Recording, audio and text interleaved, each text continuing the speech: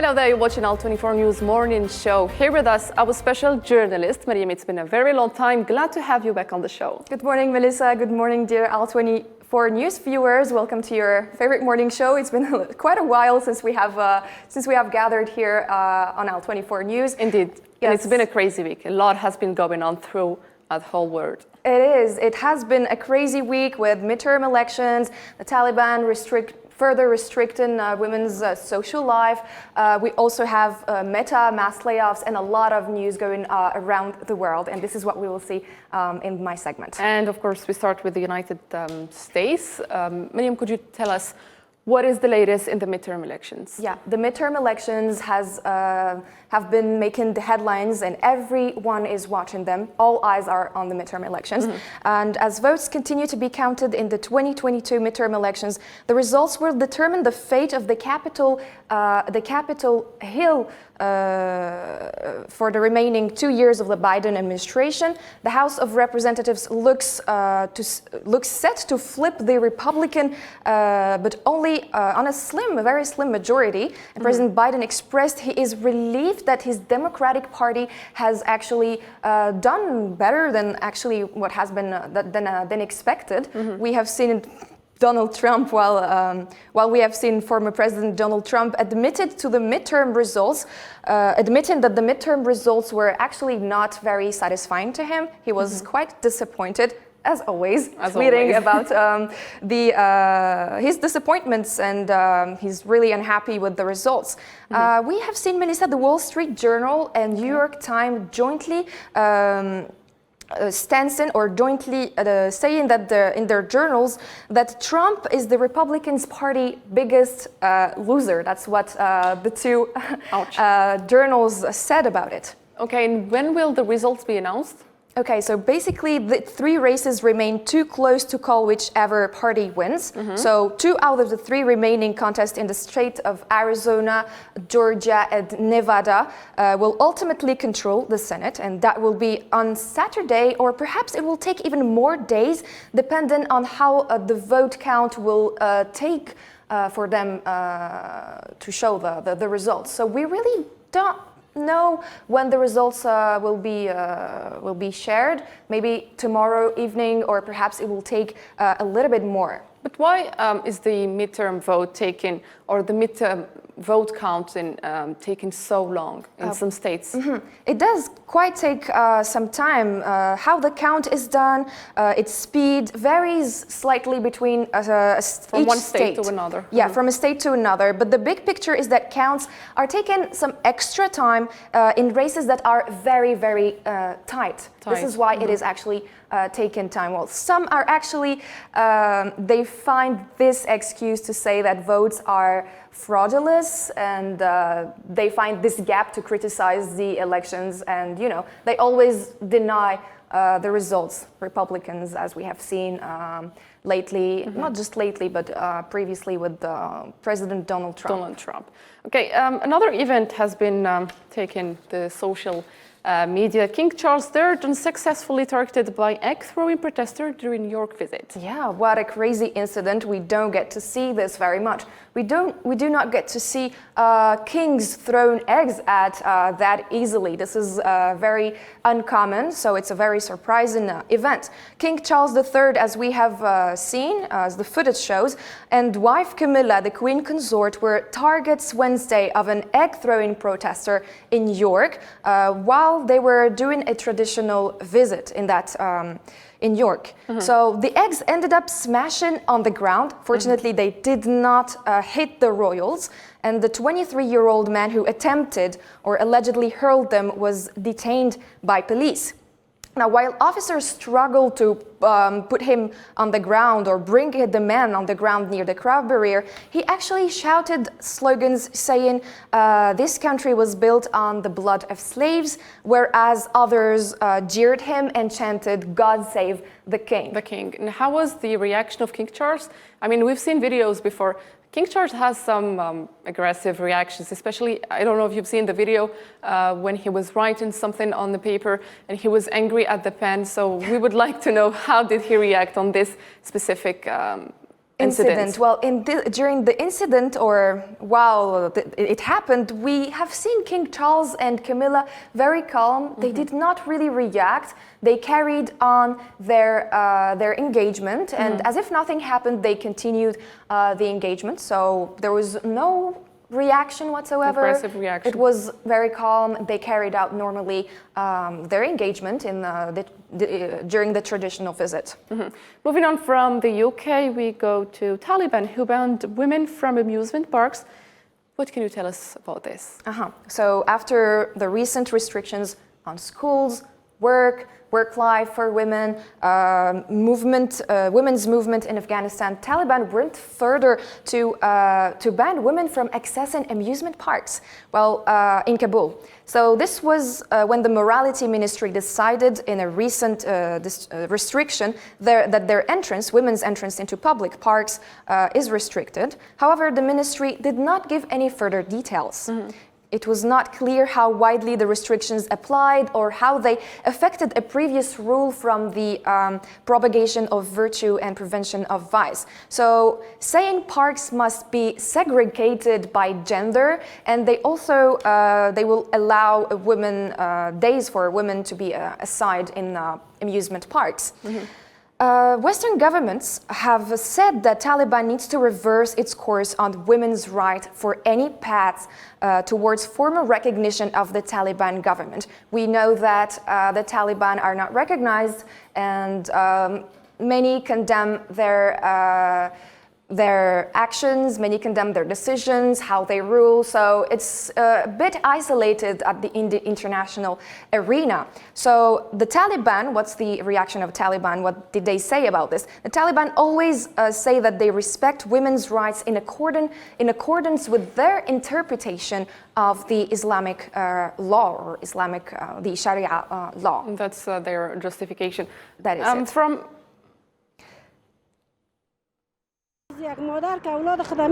Today my grandchild was crying and asking me to take her to the city park. When I came here, the Taliban didn't allow us inside. My grandchild is so disappointed, and now we're going back home. Women are also human beings. They also have rights. However, they must be covered according to the culture of religion. However, they must be covered according to the culture and religion of Afghans. And from women's rights to workers' rights, and especially in the people working for social media platforms. I mean, it started with Twitter, with Elon Musk firing people working for the platform, and now Meta cuts off 11,000 jobs, and Mark Zuckerberg apologizes to the whole staff.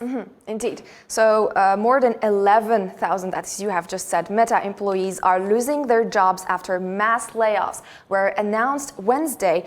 Meta has been struggling over the past year after pumping millions of dollars into its metaverse projects with limited returns. So since its rebrand from Facebook in October 2021, Meta's stock price has fallen by about 70%, which perhaps justify the move that Mark Zuckerberg decided to lay off 11,000 jobs. So the cuts at Meta come after Lyft let go almost 700 workers, Stripe cut 14% of its staff, and Twitter axed half of its workforce. Now, you know, the craziest amount of layoffs, say, the craziest layoffs were recently with Elon Musk's decision to cut off half of its workforce, half of Twitter's workforce. Now, founder and CEO Mark Zuckerberg apologized to employees. We have seen him on social media.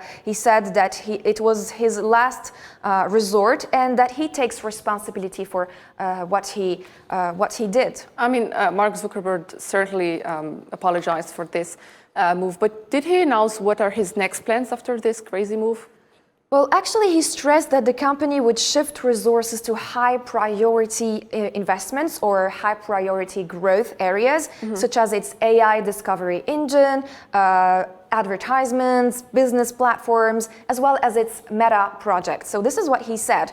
And as of the market opening on Wednesday, after he decided to kick off 11,000 employees, the share price of Meta has risen 5% today, that day, Wednesday, with a bigger increase expected.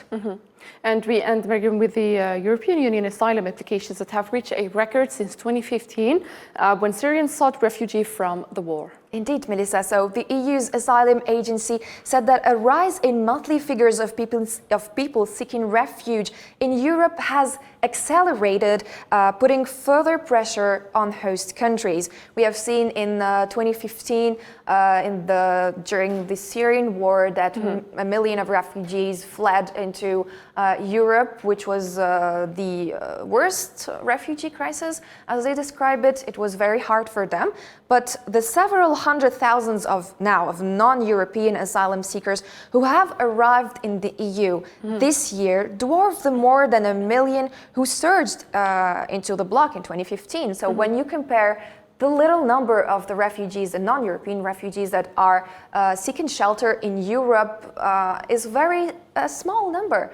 Melissa, we have seen only hundreds of thousands of people, and Europeans are not pretty happy with those refugees, especially that they're not Europeans. Now, that number of this year, of the 100,000, does not include the 4 million Ukrainian refugees. Now, you remember when the Russian-Ukrainian conflict started in February, there were 4 million people fleeing Ukraine into many European countries. Europe hosted them very warmly. It opened its arms to those refugees, and it granted them automatic asylum in the European Union. And we can see that the Ukrainian refugees are somehow favored to other asylum seekers who are not from Europe. Exactly, that's what we see, unfortunately. Unfortunately, this marks the end of our 5 on 5 and leads us, Mariam, to the debate of the day. Exactly.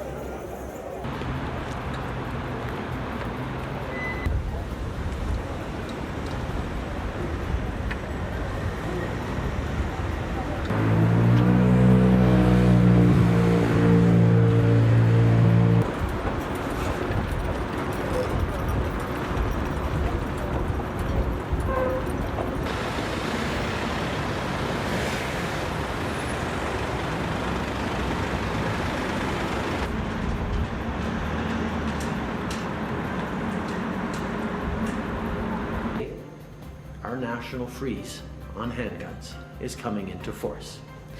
From today forward,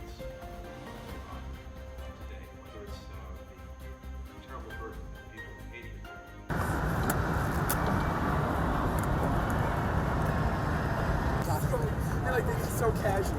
Like you wouldn't even, like, I'd be walking them, like you wouldn't even realize.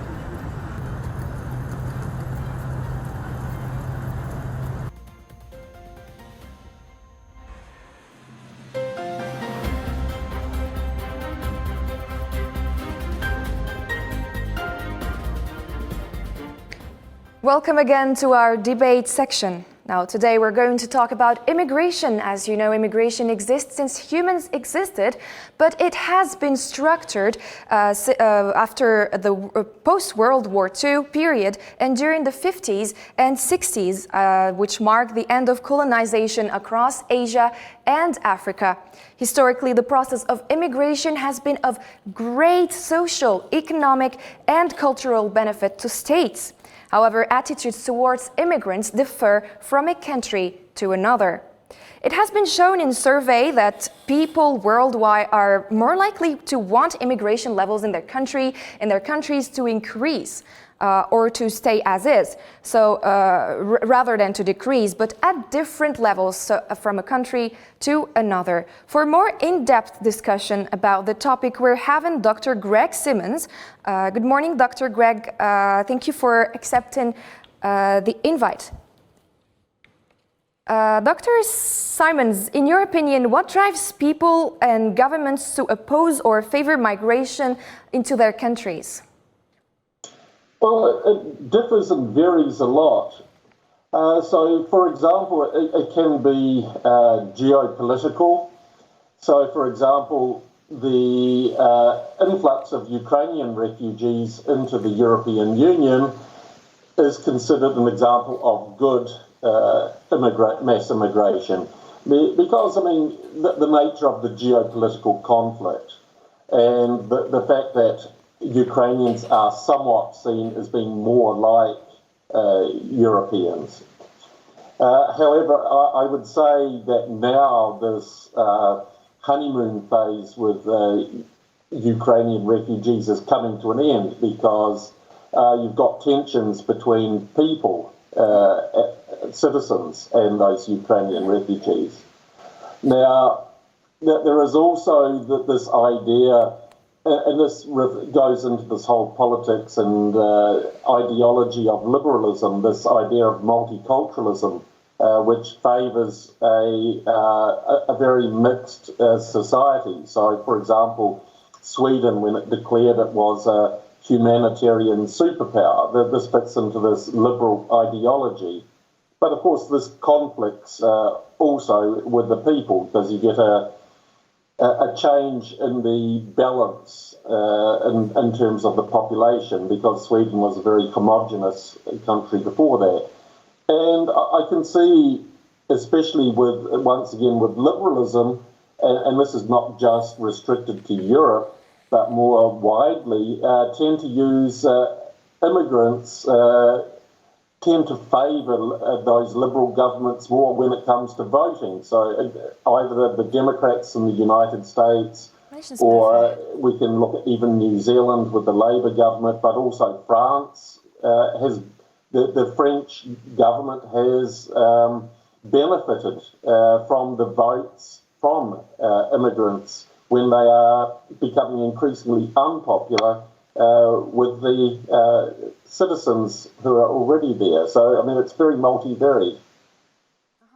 So we can see differences between countries. We can see that in Mediterranean countries in Europe, they do not really favor immigration. They are afraid, or what is actually the reason?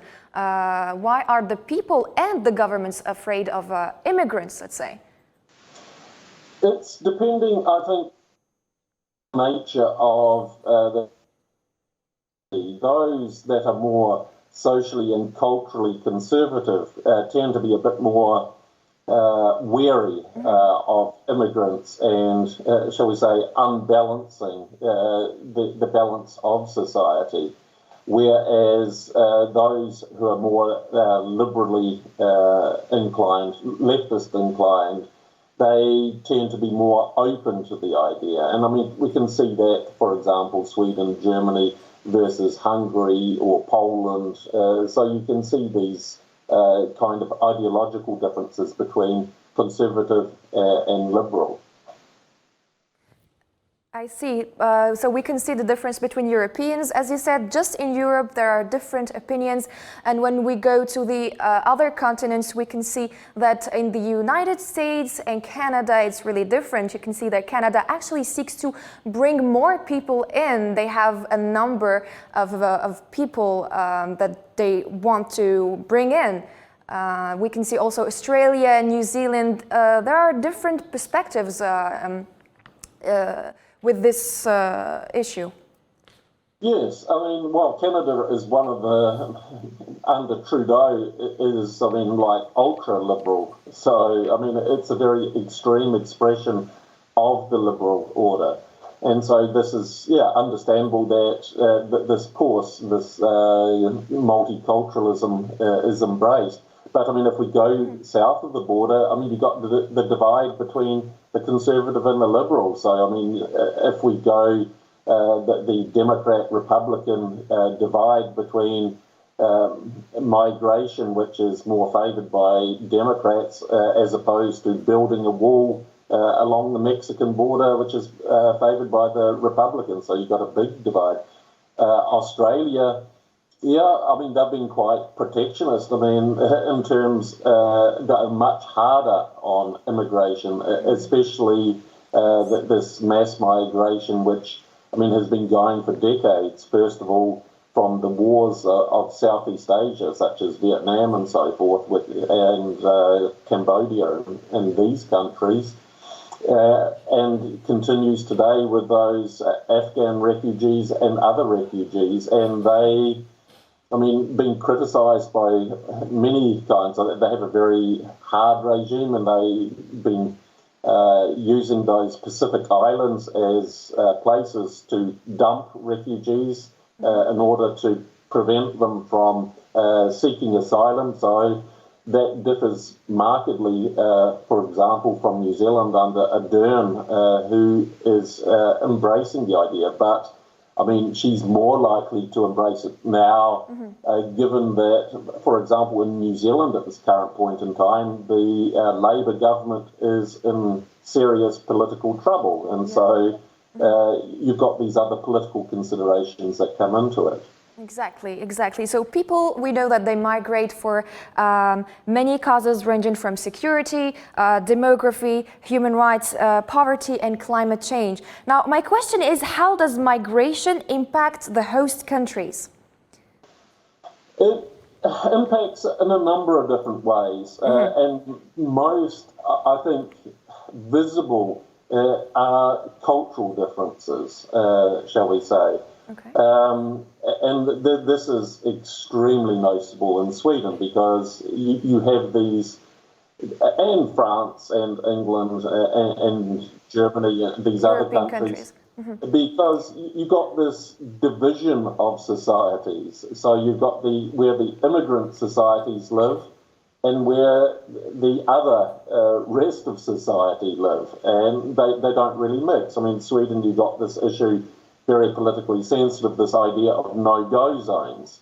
So these kind of ghetto-like areas where police, fire, ambulance do not go, where even couriers like DHL and American Express, they just do not deliver packages there. So you not only have these divisions ethnically, but also class structure is coming into this.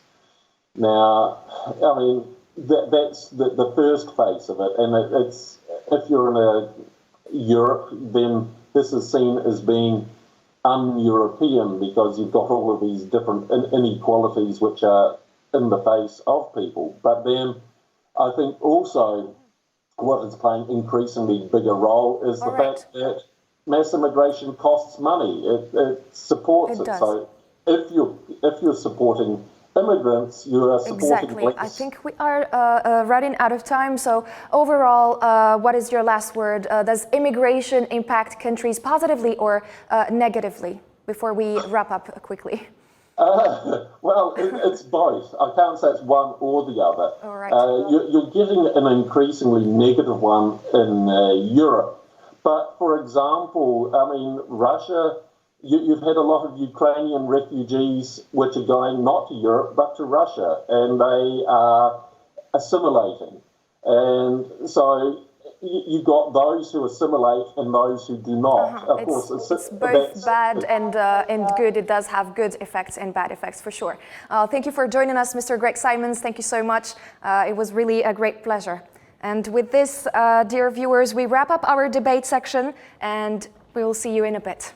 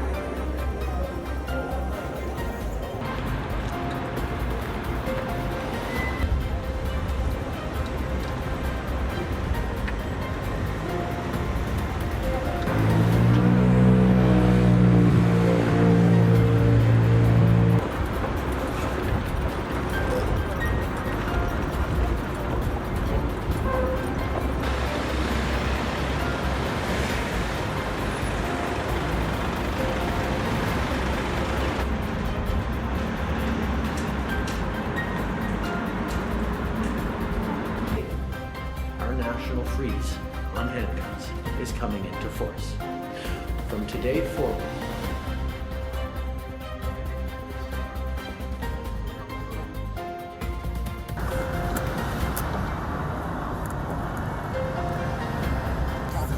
You're like, this is so casual. Like, you wouldn't even, like, I'd be walking in, like, you wouldn't even do that.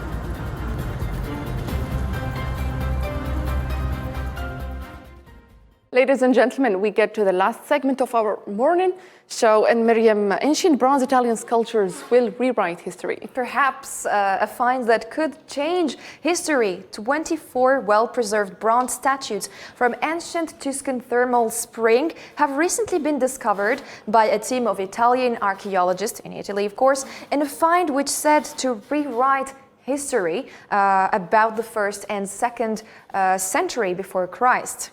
Miriam, findings said that it is to rewrite history. How is that possible? Well, the discovery is one of the most significant ever in the Mediterranean, and certainly the most important after the 1972 underwater discovery of the famed Riace bronze warriors, according to Italy's director of museums. Well, thanks to the mud that protected them, the dozen 2,000-year-old statues or figurines and other bronze objects were found in a perfect state of conservation, thanks to the mud. And alongside the figures were 5,000 coins in gold, silver, and bronze, according to the ministry, to the Italian Ministry of Culture. And we end with the American actor Sean Penn, who loaned his Oscar to Ukraine's President Zelensky. Yeah, another unusual move. Event, unusual move. We don't get to see that a lot as well. So we've seen this everywhere around in the news, everywhere. In addition to his film work, Penn has engaged in political and social activism. His humanitarian, including his humanitarian work in the aftermath of the Hurricane Katrina in 2005, and that 2010 Haiti earthquake. Now, we can recall that American actor Sean Penn was in Ukraine earlier this year. So he was filming a documentary on the Russian-Ukrainian conflict, which shows how much engaged he is, how much of a citizen, how much of an engaged citizen he is. And he does get involved in world matters, which is something that we don't get to see a lot. We've got Angelina Jolie and some figures also doing that. But in the American culture, we don't really, it's not really familiar to see citizens that involved in international conflicts or international matters or the news overall. And why did this actor lend his Oscar to the Ukrainian president? Well, he has gifted one of his Oscars trophies to the Ukrainian President Volodymyr Zelensky during his visit to the capital, Kiev, because he already went there, so he filmed to start filming the movie. Now, the action was respectively meant as a symbol of faith and his support to the country's ongoing conflict with Russia. Well, Maryam Ziyan, thank you so much for all these details. Of course, we're going to see you tomorrow with more information. Thank you, Melissa. Thank you. Ladies and gentlemen, Sabah News is not yet done, so stay with us.